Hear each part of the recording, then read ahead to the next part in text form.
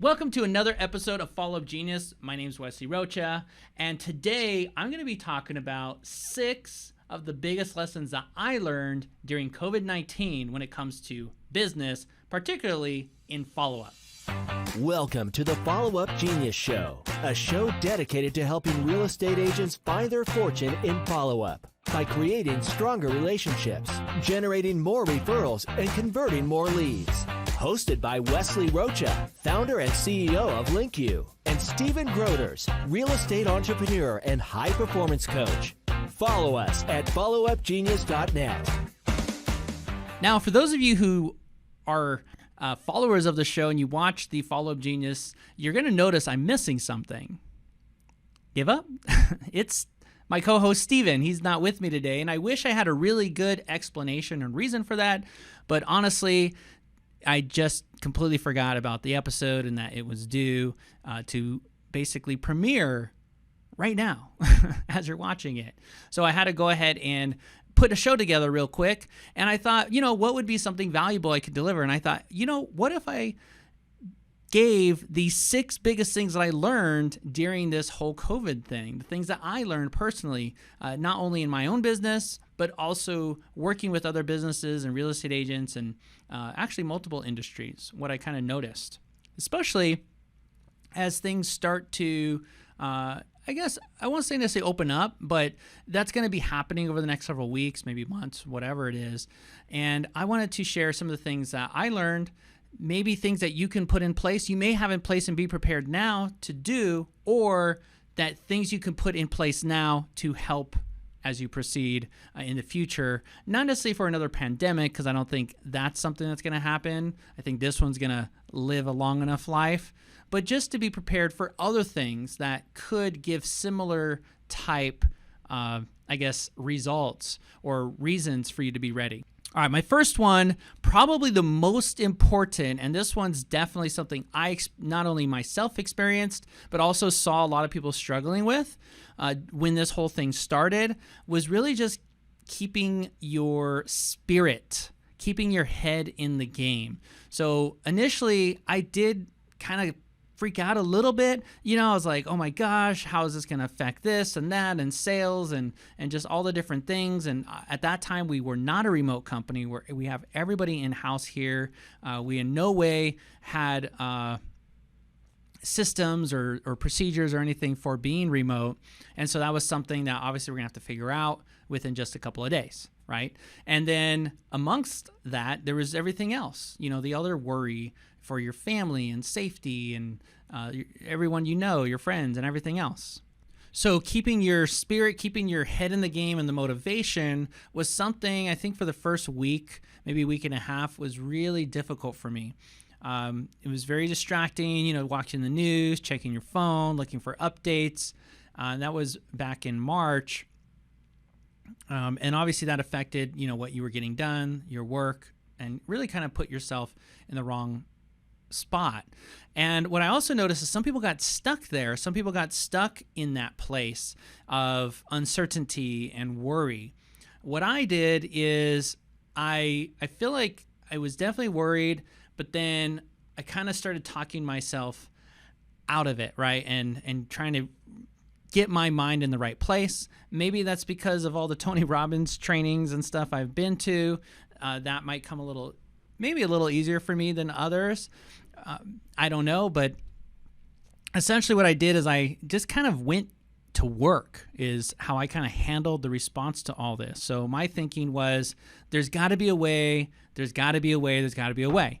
It's just, I have to figure it out, right? This is a game in a way. Business, I always kind of see as this game, and there's moves, and there's nothing ever really always goes your way, if and at all, and you kind of have to maneuver, right, this path and figure it out.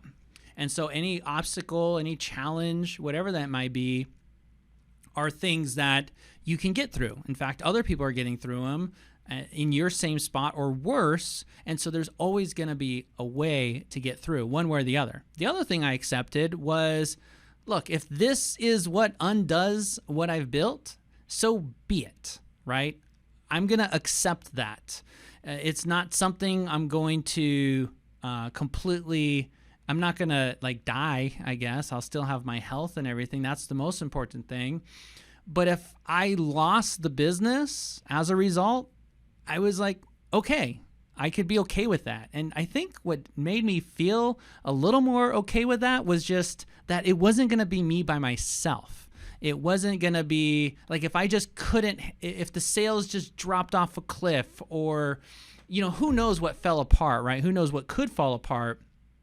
But if that happened, I was just going to say, whatever, I'm going to accept it. Yes, it's going to be hard, but I think I just kind of had this moment of accepting if that's the fate, then that's the fate. Fine. I'll figure something out what to do after that.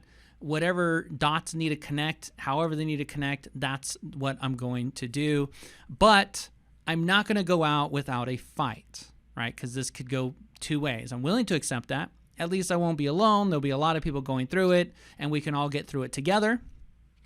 I think that also made my ego feel a little better because, if you fail at something, kind of you messed up, right? But if all these people failed due to a pandemic, well, then in your mind, you're thinking, it wasn't your fault. You did your best, and there was nothing you can do. When that really is kind of a lie because there's always something you can do. So I went to work. That's how I handled it. And I just started trying to think, what can I do? I took a couple wrong turns, but ultimately I got it figured out, got in the right direction. And I won't say it's like 100% handled, but I just went and got it done, right? I also made sure I was aware of any help, any type of programs I applied for, the SBA stuff, the paycheck protection stuff. But I also had to keep in mind that if that didn't happen or it didn't come through, then I was going to be on my own and I would have to be okay with that. So I kept working, kept proceeding as if that wasn't going to happen, right? If I just had to come up with a way to make it work. So that kind of drives you to innovate. That kind of drives you to make things happen that maybe you should have been doing before and just maybe weren't because you didn't have to. Well, now I had to, right? I had to take my company to be virtual. And so we got that done. We got everyone remote just in the nick of time, too. We had it all set up and ready with the phone system and everything. I got everyone on their way. And then multiple other things, right? You just was forced to get it done. It kind of puts you in a situation. And a lot of you may be feeling that, too, where you're just working, because that's your response to this, right? And you want to come out also ahead, right? You want to position yourself. So that would be the number one thing I learned was just, that was the hardest thing, the most difficult thing was just keeping your spirit, keeping your head in the game. And I could go on and on about other things that I did, but I will say that's the number one thing. So whatever you could do, I would say listening to any kind of motivation stuff on YouTube. If Tony Robbins is something you're interested in, he has a lot of really great stuff. But whoever kind of speaks to you, Brendan Burchard had some great stuff to help keep your mind right. So that was the first thing. Once you overcome that, you kind of accept the worst case scenario and you're ready to essentially go to work and prevent that worst case scenario the best that you can. Now you have a clear mind to continue. The second thing, once I got my head in the game and I was ready to get to work and all that stuff, the second thing that I noticed was just the communication with my customers, my clients, just the people who pay me, and even just the people around me, friends, family, things like that. And I think this kind of falls into the follow-up sphere too, because what I was late to do is because I did get into that working mode, I kind of let all the other stuff kind of just fall away, and I almost was locked into like just it's almost like locking myself in a room and not talking to anyone or coming out. But that didn't necessarily, it wasn't really the best idea either. So what I also needed to do was make sure, wait a second, I need to communicate, all right? I need to let people know, that we're okay, family-wise, stuff like that. I need to check on others to see how they're doing, make sure they are safe. And then same with my clients. I needed to think about, I need to communicate with them, see how are they doing. What can I do to serve them and help them? And again, just communicating. One thing I will say is communicating in regards to telling people what you're doing for COVID isn't necessarily something I would recommend for everybody. One thing I'll say I noticed during this whole thing was during those first few weeks, even still now, I got so many emails from every single company, it seems like, that I've ever interacted with, telling me what they're doing to handle COVID. Now, I think that's a good idea, maybe for your customers, to let them know altered support times or hours or things like that are going to affect their relationship with you. But if I'm on your email list and I haven't really bought anything from you, or I haven't interacted with you for like years or something like that, and you're sending me an email telling me what you've done in your office, like, that's not relevant to me. Especially when it seems like it's a copy and paste of every other email that I received and what every other company is doing in their office. Telling me that you're wiping down your desks or having virtual remote employees or things like that isn't really helpful to me, especially if I've never done business with your company. And I'm sure you guys know what I'm talking about because you've probably received a million of those emails, right? So it's finally nice that they stopped. And so I was like, well, I definitely don't want to send out an email like that to my clients, or not necessarily my clients, but my list. I wasn't just going to email everyone and be like, hey, by the way, just so you know, link you is we have a virtual workforce now and all that. Like, duh, like, you're supposed to have a virtual workforce, you know? Like, everyone's expecting this from us. They don't. Maybe if I didn't have a virtual workforce and I was going to have to close the office, then I'd send an email for that. But if I'm open as normal and I don't anticipate any changes, then why am I going to send out an email just to like tell people that I'm doing what they're expecting me to do anyway? Does that make sense? So the lesson I learned from that, not really a lesson, it was just really creating the right communication. And so what I ended up doing was I actually got the idea, I forgot where I saw it, but I saw like, oh, there's this COVID-19 resource kit. And I thought that was such a great idea. And I was so mad at myself for not thinking of it sooner. Like, why didn't I think of this like immediately? So what I did is I went to work, created a resource kit of like, what are things that my clients, my customers can do right now to help them drum up business or keep in touch with their clients or provide help and content or whatever to their clients, which is actually my number 3 thing. And that was, I'm kind of getting ahead of myself, but number 3 was to make yourself available to help. And this was part of that, right? So I went to work, I created this whole kit. I think I spent like all day, a full day on it. I got it all together and then sent it out to my customers. So after I sent it out, it was like, okay, I sent it out to everybody and now everyone has a resource kit. I let my whole staff know so that they can let people know. I put it all over, the Facebook channels and things like that. And there it was. There was a resource kit with things and strategies and stuff that would help people during this time. That was the first thing. Then another thing was just people not really knowing how to necessarily take those strategies. And some people were in the wrong mindset. And some people needed help with like just strategy of what to do, or they just got stuck and needed a way kind of to overcome those barriers. So the second thing we did, or the third thing was, okay, how do I make myself more available to help rather than just putting out a resource kit? What if I set time aside, maybe more time than usual, to help or just be available? So from there, I went to work. We basically secured a speaker to talk about the Paycheck Protection Program. So we had a really great session on that. I invited everybody to that. I invited everyone on the list. I invited all our clients. I invited everybody. But not only did I invite them to that program, but I also was like, okay, this is just like one piece to everything that they might need to know during this time, right? Because we could be through this for months. And people are going to need help besides just one class or one training or town hall on one day. So I was like, everyone is going to be invited to our paid mastermind accountability group, which is Weekly Accelerator. If you're interested, it's weeklyaccelerator.com. And we're like, let's invite all our clients to this for free. Normally, we charge for it. It's like $200 a month. But like, let's just do it for everybody. Everyone. So we invited everybody in there. We invited everyone to the Paycheck Protection Program town hall.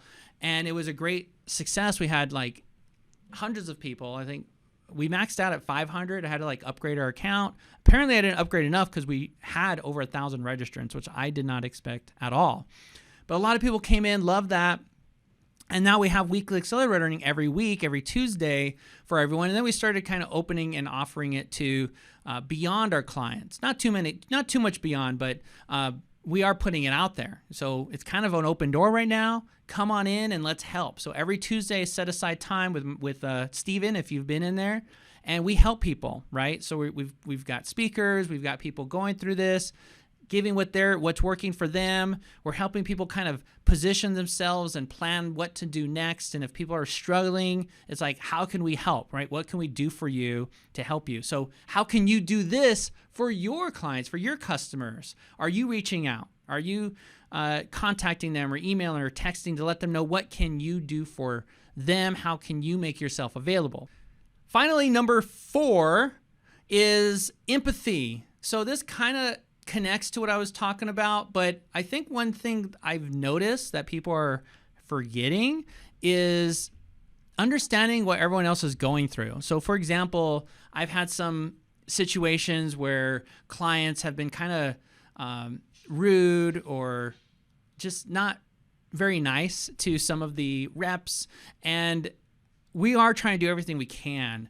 And right now it's kind of like people are at home, so they want to get stuff done. And remember what I said earlier remember that stuff you should have done like weeks ago and stuff you should have done months ago or years ago or whatever, and now you're finally doing it?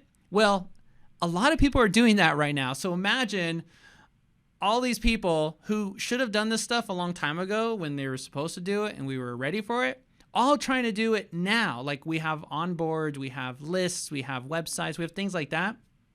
And so what's happening is we have a lot of clients all coming at once to come do all this stuff because, I mean, I don't blame them. It's a great idea.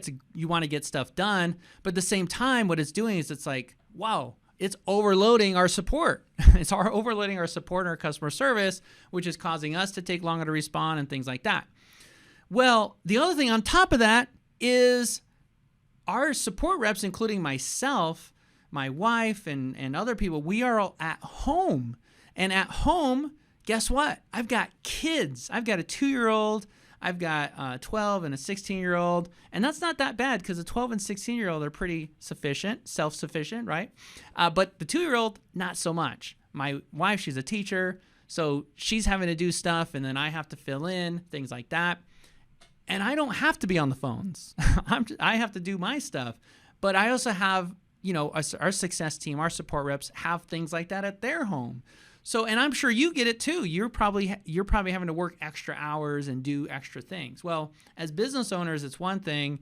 It's another thing if you're having to take care of other family or your kids or whatever at home. So typically that might create longer response times and things like that. Then it's not even easy to hire someone. So even if I wanted to go hire extra support reps, that's not very easy right now to do training and do stuff like that. So what's my lesson learned? Well, to have all that crap together before a situation like this. So yes, part of that is my fault. But what I'm saying is, I think we all need to be more empathetic to what other people are going through, right? With everything. I think we just have to be more understanding. And yes, I believe communication is the key to that. And that's something else that I've communicated to my staff is, look, if you can't do it, at least reply and let them know the situation or when you can do it. If there is a delay, communicate that rather than, just trying to get through this and ignoring that until this is done. I was like, because then this person's waiting and not getting a response. So it's like you have to reply. The communication is important. So that's something, are you doing? Are you making sure to keep people in the loop? If you have a transaction going on, don't just let it linger and not communicate. Communicate with everybody, your leads, your prospects, your past clients, your people that are currently in transactions, things like that. Whoever, your buyers, whatever kind of business you have, whether you're an agent, whether you're a regular, a small business, whatever you are, communicate with your clients, let them know, and maybe ask for a little bit of empathy as well and remind them what is going on and just, again, communicating. Okay. So I'm talking to you as both the business owner, to communicate out, but I'm also asking you as a consumer, wherever it may be, to also be understanding, more empathetic to the people you're dealing with, and understand that they are also trying their best. And there's a lot of things going on right now that nobody's had to deal with before. Hopefully that makes sense. Finally, number 5 is most of the stuff that I did. Actually, let me skip. I'm going to reverse this. Number 5, I'm going to change to being prepared.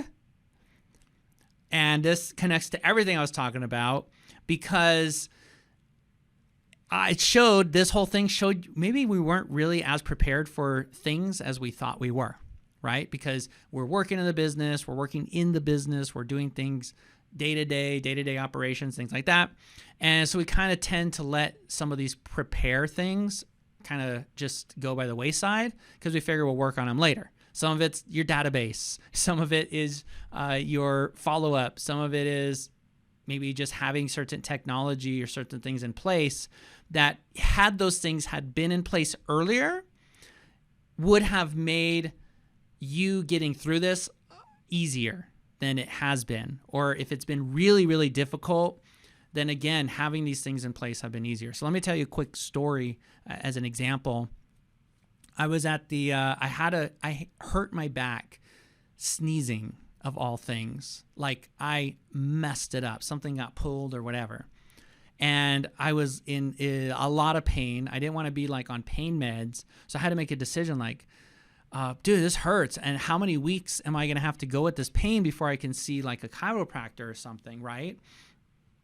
It was really bad. So I was driving, I think, down to my office. I'm the only one here right now. And I was thinking, dude, this hurts a lot. And I was driving by my chiropractor's office, and I was like, I wonder if they're open. I assume they're closed. And I kind of looked in the parking lot, and I saw cars. And I was like, oh, interesting. So I called. I was like, hey, are you? They answered. And I was like, oh, my God, you guys are open. That's awesome. And like, yep, we're essential, in case people hurt themselves. I'm like, well, I'm hurt, and this hurts a lot, and I cannot go through this for weeks waiting. So I asked, what do you guys have in place as far as safety, stuff like that. And I decided to make an appointment. So I went, got that done. My back feels a lot better now. And I started thinking, as things start opening up, and this isn't just with that, this is with multiple things. I was looking, we're really dying for I'm dying for a haircut right now. You can see, I forgot to shave, but that's one thing. But my hair is like, I gave myself a haircut right here on the sides. If you're watching if you're on the podcast, you can't see, but if you're on the TV, I can. I did give myself a haircut, but I can't cut the top of my hair, and it's getting real long. Anyway, I started thinking like, man, when is a haircut place open? And so I started thinking like, okay, what's going to happen as businesses start opening and you're not sure if they're like open or not. So I was thinking, I don't really have that kind of business because we've been open this whole time. But for those people who did, I was thinking, gosh, some of these people, most of these business owners don't keep a database.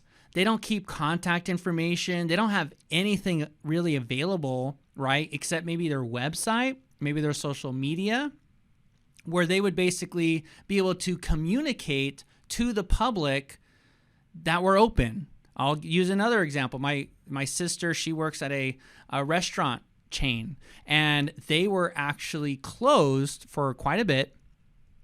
And they say, hey, come back to work. We're going to reopen and do like curbside, basically not delivery, but pickup, right? And I was thinking, how many restaurants are trying to do curbside, or maybe whatever kind of business, but they just don't have a way to communicate that to their customers, to their past customers, to the people who like their food or would more than likely reorder or visit or whatever it may be, even a retail store. All these sites like Target and some of the bigger stores are all doing like curbside pickups and contactless pickup at Kohl's and all this stuff, right? Well, Kohl's has my email, so guess what? They're sending me an email telling me, hey, we now have contactless pickup. Hey, we're now doing this. Jack in the Box has my text, my phone number, right? So they're sending me, hey, we have this coupon going on. This is what we're doing. Here's all the stuff. And these are people who obviously I'm a customer of, and so they're notifying me how I can continue doing business with them. Now, if you're a business who did not build your list, did not have a pixel installed on your website, for pixeling, you have to go back to an episode about our retargeting, what that is. Basically, long story short, pixels like when someone visits your website and then they leave your website and they can see ads for your product, right? You've seen that maybe for Amazon or shopping and stuff. If you don't have these things in place, then you don't have a way to notify people that you're open. So guess what? You're going to be way behind those businesses that did. And this is pandemic, but this is also really important just in general. So I was thinking, gosh, if these businesses had their email lists together and organized, right? You want to have them organized. You're not just trying to mail it everybody. You had your text message, your phone numbers, you had people pixeled, you had all these different things in place. Then if you were a business and you reopened, or even as a real estate agent, we deal with a lot of agents. People don't know are we allowed to go look at houses now? How about now? How about now? Like, where do they go check for that? Are you the one who's keeping them informed of that? Who's keeping them informed of that? Are we able to go to get haircuts now? I mean, obviously, when they start reopening stuff and they have safety measures in place, I would be open to getting a haircut about now. If they had like some kind of contact screen, I don't know, right? What are they going to put? I would need to feel safe, and I'm willing to do it. But how will they notify me? Well, more than likely, I'm on their email list, so they're going to email me. Maybe they're going to send me a postcard, whatever it may be.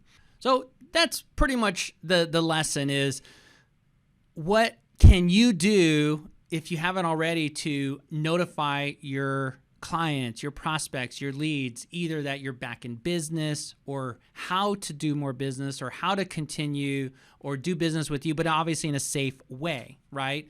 The key is having that open communication and having a way to communicate, whether that by sending an email, maybe making a phone call, sending text messages, or retargeting. That's another great one, right? So if you had a chiropractic business or you had a restaurant or you had some other kind of business and you were open and maybe you didn't have everybody's contact information, well, had you at least had the pixel on your website, you could create an ad on Facebook with this message, the message you want to get across. Hey, now we're open, or we're this, or we're that, or maybe a video explaining what you're doing and how you're safe, or whatever it may be. You can have that put on an ad and just send it to those people who have visited your website page, interacted with you or your brand in some way, and just like spend a little bit of money. It's so inexpensive, and make sure everybody sees those ads and are communicated to. These are the things that help. This types of innovations, having these things in place, not only help you just during regular times when everything's normal to do more business and keep yourself top of mind and aware, but also in a times like this where, darn, if I had only done this, if I had only done that, being better prepared. So think about that. And then the final thing, number 6, and this is just kind of more as an entrepreneur to entrepreneur, that is, I'm realizing most of the stuff that I was doing before isn't necessary, and maybe you found that too. I've had a lot more time to actually work on the business recently. My staff and team has become way less, I guess, asking for stuff, and I think that's just because if I'm there, it's more convenient to ask me real quick. And now it's kind of a little hurdle to chat or do this or do that. So that's one thing. I hope that's a good thing. Maybe it's bad, but it is making me think when things get back to normal that there's a lot of these things that I was doing that aren't necessary, and I could focus on the bigger and more important things to continue growing the business. So that was it. That's number 1 through 6, all the different things that I learned from myself or seeing others of how to be better prepared, how to even maybe continue. If you haven't done some of the stuff, it's not too late to participate and take action and do some of these things in response to the COVID-19 pandemic. Anyway, that is all I have. If you're interested or you need a system to help you with that stuff, the ultimatefollowupmachine.com is a great place to start. That's where we have our software. But beyond that, please go out, stay safe. Don't go out, stay home, or whatever you're supposed to do in your area.